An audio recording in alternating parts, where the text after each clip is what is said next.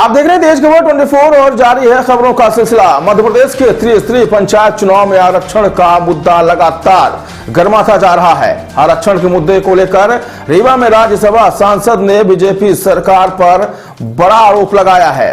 राज्यसभा सांसद राजमणि पटेल ने कहा कि भारतीय जनता पार्टी की सरकार आरक्षण विरोधी सरकार है। उन्होंने कहा कि चुनाव के समय भारतीय जनता पार्टी की सरकार महापुरुषों के नाम को अपना लेती है, फिर चाहे वह किसी भी जाति धर्म के हो, लेकिन आरक्षण के मामले में न्यायालय को भी भ्रमित करने का कार्य करती है। राज्यसभा सांसद ने बीजेपी सरकार पर सीधा आरोप लगाते हुए कहा है कि बीजेपी सरकार चुनाव से ओबीसी आरक्षण को समाप्त करने की साजिश कर रही है। तो आइए सुनते हैं क्या कहा राज्यसभा सांसद राजमणि पटेल ने।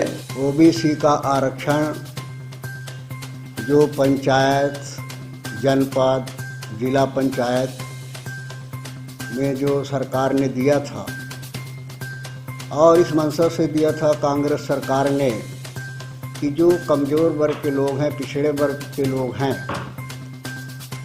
उनको माने उनकी भागीदारी माने किस तरह से बढ़े। तो उनकी एक भागीदारी, क्योंकि 52% पिछड़े वर्ग की आबादी है, उनकी भागीदारी स्थानीय उसमें सुनिश्चित करने के लिए उनको आरक्षण दिया गया था। लेकिन दुर्भाग्य के साथ कहना पड़ रहा है कि अभी जो डिसीजन है, जिस तरह से निर्णय हुआ है, उससे तो ऐसा लगता है कि माने आरक्षण को समाप्त करने की साजिश हो रही है, जिसके तहत ये कार्यवाही हुई है। और जो सुप्रीम कोर्ट का भी निर्णय आया है कि इस संदर्भ में देखा जाए, महाराष्ट्र का जो आरक्षण था उसके साथ मध्य प्रदेश को जोड़ करके देखा गया, जबकि महाराष्ट्र का आरक्षण जो है अन्य पिछड़े वर्गों के आरक्षण के संबंध में नहीं था।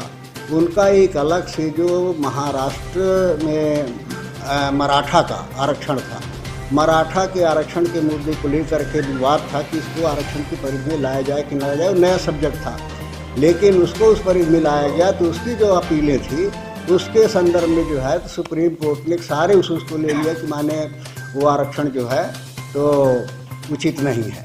उसके आधार पर निर्णय दिया।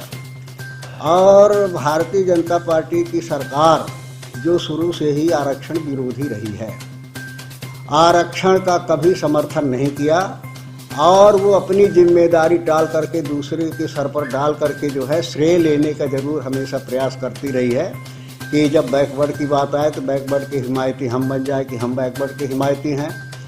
चाहे वो इतिहास से संबंधित हो, महापुरुषों का हो तो महापुरुषों के हम हिमायती हैं। जिस विचारधारा की उन्होंने हमेशा विरोध किया, हमेशा उस विचारधारा की हत्या किया, कमज़ोर करने का प्रयास किया, उस विचारधारा के नेताओं को अपना नेता बना करके, तो सरकार को ये मान करके जो है कि कांग्रेस के रिज्यूम में हुआ है, इस वजह से ये माने फेल है, पुराने उसमें हम चुनाव कराएंगे, ये कहाँ का लॉजिक है?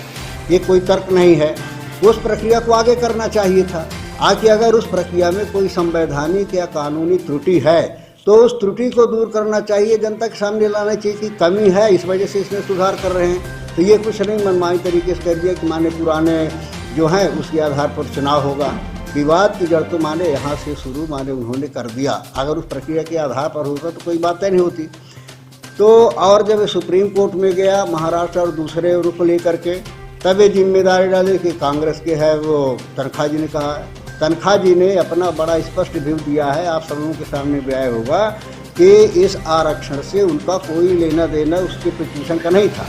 एक व्यक्ति ने पिटीशन दायर किया था जो रोटेशन है, उस रोटेशन के बारे में उन्होंने दिया था कि माने उसका चेंज से पंचायतों में चुनाव हो जाता है, आदिवासी पंचायत हो गई और उस पंचायत में जो है केवल एक घर आदिवासी है।